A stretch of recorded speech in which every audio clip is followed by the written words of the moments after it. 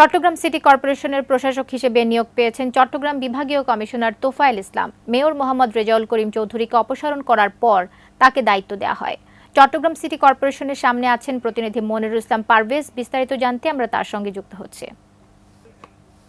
মেয়রকে অপসারণ করে চট্টগ্রাম সিটি কর্পোরেশনের প্রশাসক নিয়োগ করা হয়েছে।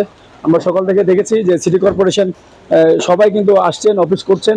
তো আমরা একটু আমাদের প্রধান নির্বাহীকেও পেয়েছি। আমরা যদি একটু ওনাকে যুক্ত করে নিই, আমরা একটু যুক্ত করে নিই ওনাকে, যে প্রশাসক নিয়োগ হয়েছে, সুন্দরভাবে অফিস চলছে। আর অনেকগুলো কাউন্সিলরকে আমরা দেখতে পেয়েছি ওনারা অফিস করছেন না, মামলা খেয়েছেন। এই ব্যাপারে কোনো নির্দেশনা পেয়েছেন কিনা, আর মানুষ যে ভোগান্তি হচ্ছে এই ব্যাপারে আপনারা কি পদক্ষেপ নিচ্ছেন যদি একটু বলতেন। আপনি আসলে ঠিক বলেছেন, আমাদের অনেক কাউন্সিলর এখন অফিস করছেন না। গত পরশুদিন আমরা যে তথ্য নিয়েছিলাম সেটা হচ্ছে 20 জন কাউন্সিল বরাবরই অফিসে আসছেন না। তো আমরা এইগুলোর বিষয়ে আমরা সিদ্ধান্ত নিব।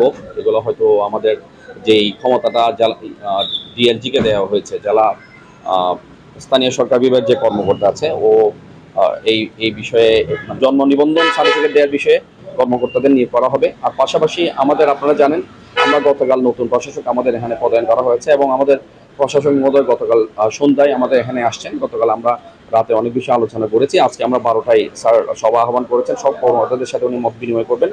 পাশাপাশি আমরা এই 20টা যে কাউন্সিলর অফিসে আসছেন না তাদের বিষয়ে হয়তো আমরা আজকের মধ্যে সিদ্ধান্ত নিব। পাশাপাশি আমরা রীতিমতো আমাদের ইনফরমেশন আমরা নিচ্ছি, যারা খুব কম সময় অফ করছেন তাদের বিষয়ে হয়তো আমাদের সিদ্ধান্ত নিতে হবে।